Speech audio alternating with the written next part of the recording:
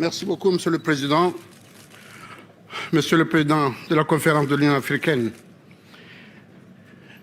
Madame la Présidente de FMI, Monsieur le Président de la BAD, Mesdames et Messieurs, le thème de l'adaptation au changement climatique qui nous réunit ce matin est essentiel, étant donné que la gravité de la situation qui prévaut dans notre continent n'est plus à démontrer.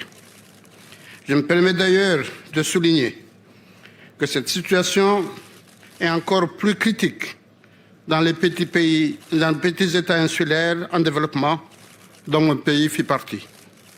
Mon pays fait face, en effet, non seulement à la montée des eaux, aux cyclones, aux tremblements de terre, aux inondations, mais aussi aux érosions et à la menace volcanique, et par conséquent, la recherche des solutions idoines à la question des changements climatiques est pour nous une question de survie. Force est de dire que bien que des étapes importantes aient été franchies par nos différents pays, toutefois, le réchauffement climatique reste toujours une menace pour la survie de nos pays et de nos populations. Pour des pays comme les nôtres, qui dépendent énormément de l'agriculture et des ressources naturelles, la mise en œuvre urgente des mesures d'adaptation devient en effet incontournable.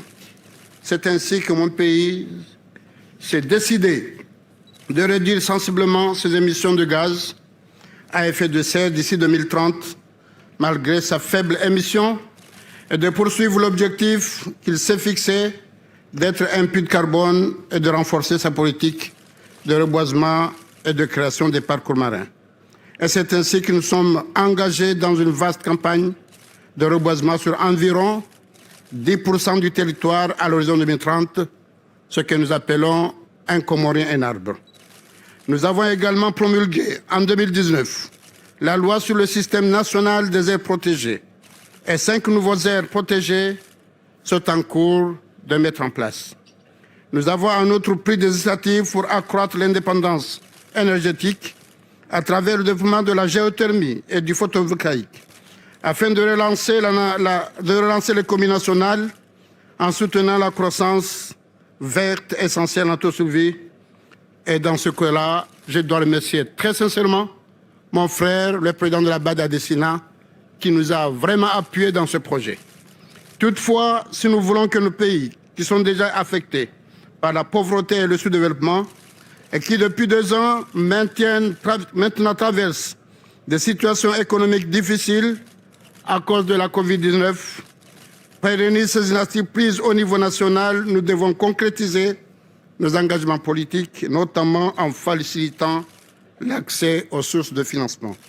Mon pays, qui ambitionne de devenir un pays émergent à l'horizon 2030, a besoin de cet accompagnement incontournable, et notamment celui du Fonds spécial multilatéral.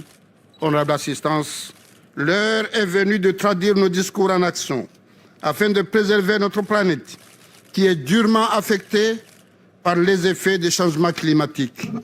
La vie quotidienne de nos populations est durement impactée par les conséquences des catastrophes naturelles qui se font de plus en plus violentes.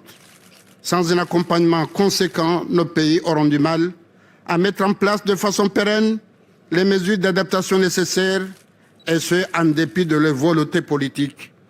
Aussi devons-nous faire de cette COP26 le sommet de la mobilisation et de l'engagement afin de donner espoir à nos populations qui n'ont que trop souffert et de laisser aux générations futures un héritage digne de nous. Messieurs, mesdames, je vous remercie.